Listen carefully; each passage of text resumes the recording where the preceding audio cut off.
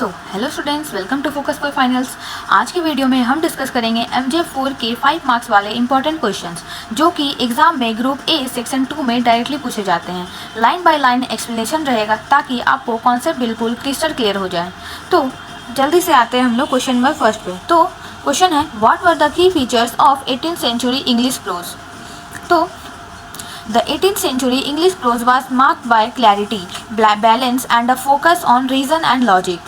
This period is often called the Age of Reason of New Classical Age, and the writers aimed at instructing and enlightening the public.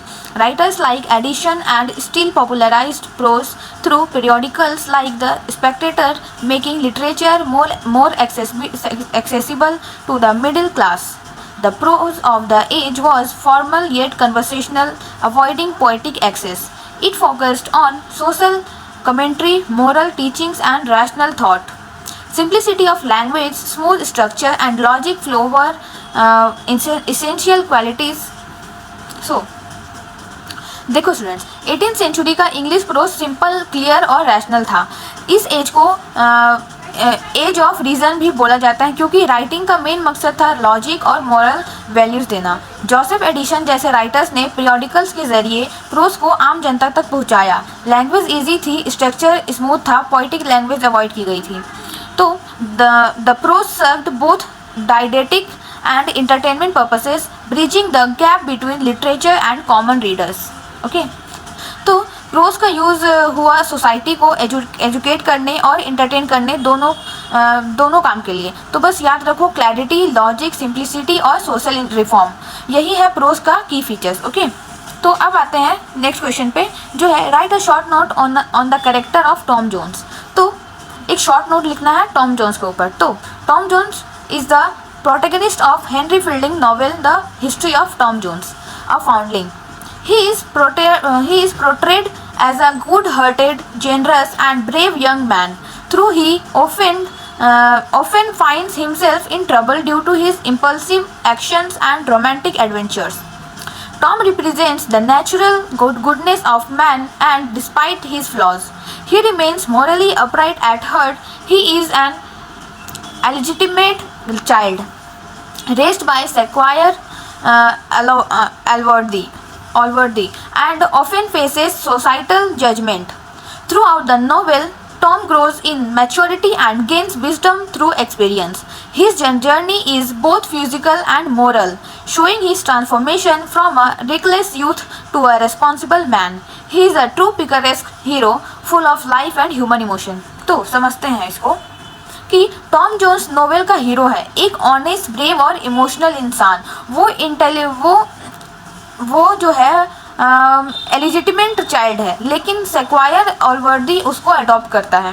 तो Tom impulsive है, गलतियां करता है, लेकिन उसका दिल साफ है। वो हर सिचुएशन में मोरली राइट रहने की कोशिश करता है। नोवेल में उसका कैरेक्टर ग्रो करता है और इमेच्योर लड़के से रेस्पॉन्सिबल इंसान तक। ठीक है, उसका जर्नी एक पिकारेस्क नोवेल का परफेक्ट एग्जाम्पल है, फुल ऑफ एक्शन, रोमांस और मोरल रनिंग में।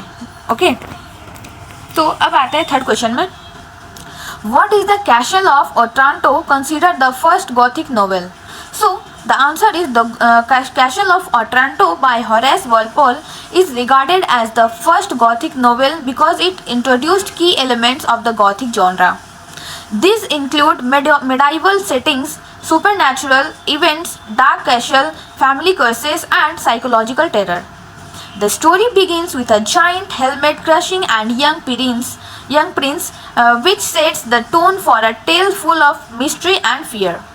Walpole combined romantic imagination with horror and suspense, creating a new literary form that was different from the rational prose of the 18th century. The novel's gloomy atmosphere, tyrannical villain Manfred, and dramatic emotions influenced later Gothic writers like Mary Shelley and Anne Radcliffe. Hence, it laid the foundation of the entire Gothic tradition in English literature. So, Horace Walpole का the castle of Otranto पहला Gothic novel माना जाता है। इसमें super natural चीज़ें हैं, जैसे कि एक जाइंट हेलमेट जो कि किसी प्रिंस को क्रश कर देता है, ठीक है, और कैसल कर्सेस डार्क एटमॉस्फेयर, ठीक है, ये सब गॉथिक एलिमेंट्स हैं। वॉलपोल ने रोमांस और हॉरर को कंबाइन करके एक नई लिटरेरी स्टाइल बनाई। लेटर ऑथर्स जैसे मैरी शेली ने इसे ट्रेडिशनल को आगे बढ़ाया। तो अगर क्वेश्चन आए, बस इतना याद रखो कि गॉथिक नोवेल जो है उसमें Gothic novel plus super natural plus dark setting plus psychological fear. Okay, क्या क्या है इसमें? पहला है Gothic novel, super natural, dark setting and psychological fear. Okay, so the question number 4 is discuss the main idea of a meditation upon a broomstick. So the answer is a meditation upon a broomstick is a satirical essay written by Jonathan Swift. The piece begins in a serious philosophical tone but soon turns into mockery.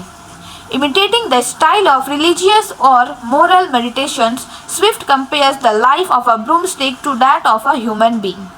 Once strong, useful, now worn out and discarded. Through this metaphor, he satirizes human pride, moral decay, and artificiality in society. The essay exposes the meaningless overuse of moral preaching and criticizes people who use religion or philosophy without understanding. The piece is a brilliant example of Swift's ironic style, blending humor with sharp social critique. It shows how even simple things like a broomstick can be used to reflect on deeper human follies. So, Jonathan Swift ने इस एसे में एक ब्रूमस्टिक का use करके satire लिखा है। Start serious लगता है, जैसे एक मेडिटेशन हो रही हो, लेकिन धीरे धीरे टोन बदलता है और स्विफ्ट सब कुछ का मजाक उड़ा देता है। ब्रूमस्टिक को एक ह्यूमन लाइफ के सिंबल की तरह दिखाया गया है। एक टाइम पे यूजफुल था, अब यूजलेस हो गया है। ठीक है, जो ब्रूमस्टिक है वो एक टाइम पे यूजफुल था, लेकिन अब के जनरेशन में वो यूजलेस हो चुका है। तो इस एसे से स्विफ्ट ये दिखाते हैं कि कैसे लोग रिलीजन और फिलॉसफी का मिसयूज करते हैं। ब्रिलियंट सटायर और सिंबॉलिक राइटिंग, ठीक है, ब्रिलियंट सटायर और सिंबॉलिक राइटिंग को मिल करके बनता है typical Swift. Okay, so the question number 5 is discuss the role of periodicals in shaping 18th century prose. So, periodicals like the Tatler and the Spectator, founded by Edition and Steele, played a crucial role in shaping 18th century English prose. These publications brought literature into the daily lives of the middle class and helped develop a clear, simple, and elegant prose style. They addressed topics such as manners, morality, education, and social behavior, and were writing in a conversational tone. Through essays, dialogues, and letters, they created a connection between writers and readers. These periodicals also encouraged public opinion, debate, and self-reflection.